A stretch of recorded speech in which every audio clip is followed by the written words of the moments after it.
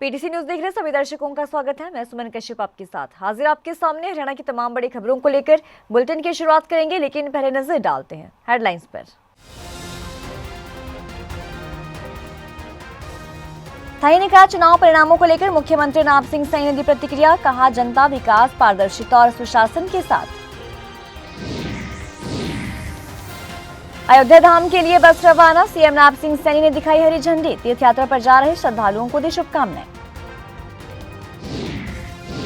नगर निकाय चुनाव के नतीजों पर बोले भूपेंद्र सिंह हुड्डा, कहा यह भाईचारे का चुनाव, हार से कोई फर्क नहीं पड़ता, पहले भी नगर निगम चुनाव में भाजपा का ही दबदबा था।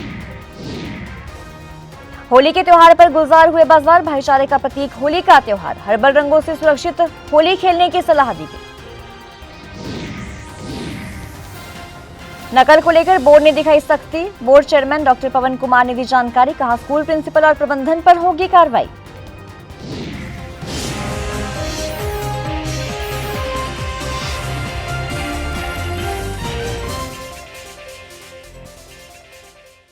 और अब खबर विस्तार से। मुख्यमंत्री नाब सिंह सैनी ने विधानसभा में स्थानीय निकाय चुनाव परिणामों पर प्रतिक्रिया देते हुए कहा कि आज के नतीजों से ये साबित हो गया है कि हरियाणा की जनता विकास, पारदर्शिता और सुशासन के साथ है। मुख्यमंत्री ने कहा कि विकसित भारत के स्वप्न को साकार करने के मार्ग में ग्रामीणांचल के साथ साथ शहरों की एक बड़ी जिम्मेदारी है। उन्होंने आशा व्यक्त करते हुए कहा कि नए चुने हुए नेतृत्व में शहरों की सरकार जन आकांक्षाओं के अनुरूप विकास कार्य और जन सेवा को और अधिक गति प्रदान करेगी। उन्होंने शांतिपूर्ण ढंग से संपन्न हुए निकाय चुनावों के लिए प्रदेश की जनता, राज्य चुनाव आयोग और चुनाव की प्रक्रिया से जुड़े तमाम अधिकारियों और कर्मचारियों का धन्यवाद भी व्यक्त किया। गत 4 फरवरी को राज्य निर्वाचन आयोग ने हरियाणा में 9 निगमों, 5 नगर परिषदों और 23 नगर पालिकाओं के प्रधानों और 644 वार्डों के चुनावों की अधिसूचना जारी की थी। ये चुनाव बिल्कुल निष्पक्ष और शांतिपूर्वक ढंग से संपन्न हुए हैं। इसके लिए मैं प्रदेश की जनता, राज्य चुनाव आयोग और चुनाव की प्रक्रिया से जुड़े अधिकारियों व कर्मचारियों का इस महान सदन की ओर से, सरकार की ओर से और अपनी ओर से धन्यवाद करने के लिए मैं खड़ा हुआ हूँ। आदरणीय अध्यक्ष जी, हर्ष की बात है कि नॉन स्टॉप विकास के लिए प्रदेश की जनता ने शहरों को आज तीसरा इंजन दिया है। आज के नतीजों ने सिद्ध कर दिया है कि हरियाणा की जनता विकास के साथ है, पारदर्शिता के साथ है और सुशासन के साथ है। विकसित भारत के स्वप्न को यथार्थ करने के मार्ग में शहरों की एक बड़ी जिम्मेवारी है। माननीय अध्यक्ष जी, मैं आशा करता हूं कि नए चुने हुए नेतृत्व में इन शहरों की सरकारें जन आकांक्षाओं के अनुरूप विकास कार्य और जनसेवा के प्रकल्पों को और अधिक गति देंगे। मुख्यमंत्री नाब सिंह सैनी ने अपने निवास स्थान संत कबीर कुटीर से मुख्यमंत्री तीर्थ दर्शन योजना के तहत अयोध्या के लिए बस को हरी झंडी दिखाकर रवाना किया। मुख्यमंत्री ने बस को रवाना करने से पहले बस में सवार तीर्थयात्रियों से बात की और उनका हालचाल जाना। उन्होंने तीर्थ यात्रा पर जा रहे श्रद्धालुओं को शुभकामनाएं दी। मुख्यमंत्री ने कहा कि सरकार हर वर्ग के लोगों के लिए कल्याणकारी नीतियां लागू कर रही है। मुख्यमंत्री तीर्थ दर्शन योजना भी उसी का एक हिस्सा है, जिसमें प्रदेश सरकार 60 वर्ष से ज्यादा अधिक आयु के बुजुर्गों को निःशुल्क तीर्थ यात्रा करवा रही है। इस योजना में वे परिवार शामिल हैं जिनकी वार्षिक आय 1,80,000 रुपए तक या इससे कम है। इस यात्रा में अंबाला और पंचकुला के लगभग 46 यात्री शामिल हैं। सभी यात्री अयोध्या जी दर्शन करेंगे और उसके बाद हनुमानगढ़ी और सरयू नदी में स्नान करेंगे। योजना के तहत अब तक 800 से ज्यादा यात्रियों को तीर्थ स्थलों के दर्शन करवाए गए हैं। योजना का लाभ लेने के लिए इच्छुक श्रद्धालुओं को मुख्यमंत्री तीर्थ दर्शन योजना के पोर्टल पर पंजीकरण करवाना अनिवार्य है। पूर्व मुख्यमंत्री भूपेंद्र सिंह हुड्डा ने प्रेस वार्ता की। इस दौरान उन्होंने कहा कि आज 2 मामले हुए हैं। रोहतक में तालाब का मुद्दा उठाया गया और जिस पर भूमाफिया कब्जा कर रहा है। सरकार ने कहा था कि वहां तालाब होने का सबूत दें। हमने सारे कागज दिए हैं। बीबी बत्रा ने ये कहा कि पीर बोधी में वक्फ बोर्ड की जमीन है। 125 साल पहले अंग्रेजों ने श्रमदान के लिए खुदाई करवाई थी। अब उस तालाब में प्रवासी पक्षी भी आते हैं, लेकिन अब भूमाफिया उस पर कब्जा करना चाहते हैं। नगर निकाय चुनाव के नतीजों पर ये कहा कि भाजपा पहले भी जीती हुई थी और हम तो चुनाव में गए ही नहीं। मैं जब भी सीएम था तब भी इन चुनावों में नहीं गया, ना अब गया। ये चुनाव भाईचारे का चुनाव होता है। हमारी कोई जीती गई सीट नहीं गई, भाजपा अपनी सीटों पर ही जीती है। सुनिए क्या कुछ कहा। लैंड माफिया कब्जा कर रहा है, उसको उठाया था तो उस समय मंत्री जी ने कहा था वहां कोई जोड़ नहीं है, जोड़ कागजों में नहीं है, आपके पास कोई कागज हो तो दिखाओ। तो आज सबूत दिए इन्होंने, सारे सबूत हैं और हमने यही कहा कि एश्योरेंस दे कि अगर ऐसा कब्जा हुआ है तो खाली कराएंगे, बढ़त की है तो खाली कराएंगे, ताकि वो जो जोड़ है वो यूं का यूं बना रहे हैं। जो ज्यादातर नगर निगम है कांग्रेस की हार हुई है, रोहतक में भी बीजेपी जीत गई है, इसको कैसे देखते हैं? पहले भी जीती हुई थी, नई बात है, पिछली बार कौन सी थी? ये सर दादूपुर नदी नहर पर जो है पहले भी सीएम का ये कहना है कि कांग्रेस का झटका नहीं है सर, बड़ी मतलब आप लोगों ने अच्छी तरह से चुनाव लड़ा और नतीजे नहीं, हम तो गए नहीं, हम कहीं गए नहीं। हम मैं जहाँ तक मेरा सवाल है, जब मैं चीफ मिनिस्टर था जब भी और अभी कभी पंचायत इलेक्शन में और मैं हिस्सा नहीं लेता हूँ, क्योंकि भाईचारे का इलेक्शन होता है।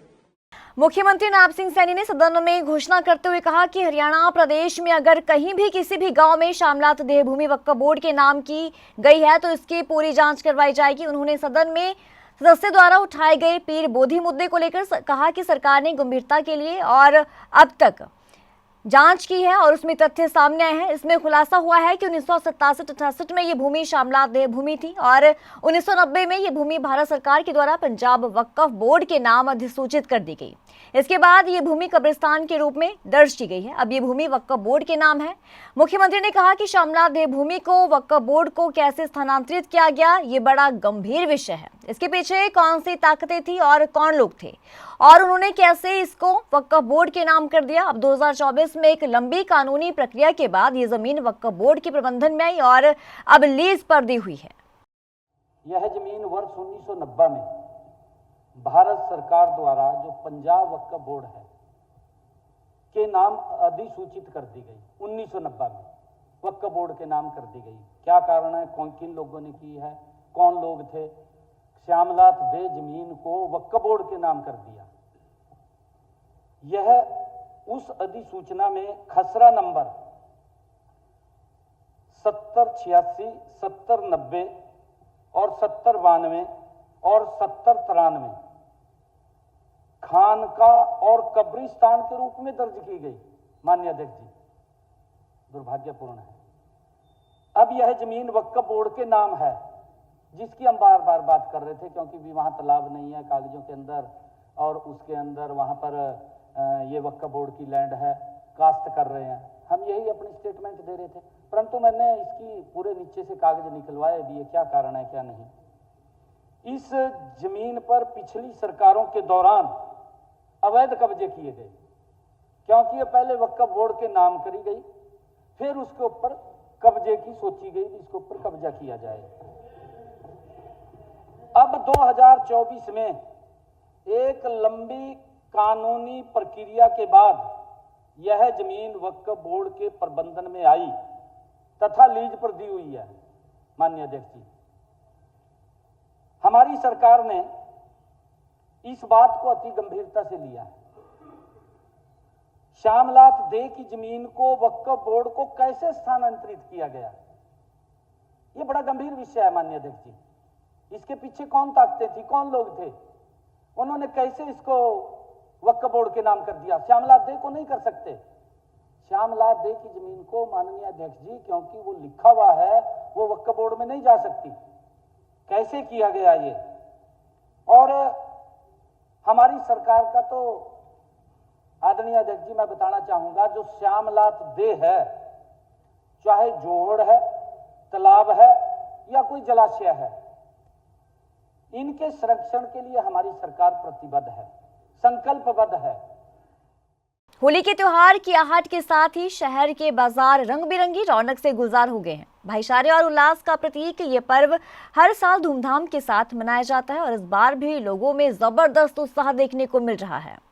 चर्म रोग विशेषज्ञ डॉक्टर विमल कुमार ने ये कहा कि होली के दौरान त्वचा की बहुत सुरक्षा जरूरी है और होली खेलने से पहले शरीर पर सरसों या नारियल का तेल लगाना जरूरी है ताकि रंग आसानी से निकल जाए। इसके साथ ही हर्बल रंगों से होली खेलना सुरक्षित होता है क्योंकि केमिकल वाले रंग त्वचा में जलन और एलर्जी पैदा कर सकते हैं। अगर किसी को रंगों से खुजली या लाल निशान की समस्या हो तो तुरंत त्वचा विशेषज्ञ से संपर्क करें। जरा देखिए क्या कुछ कहा।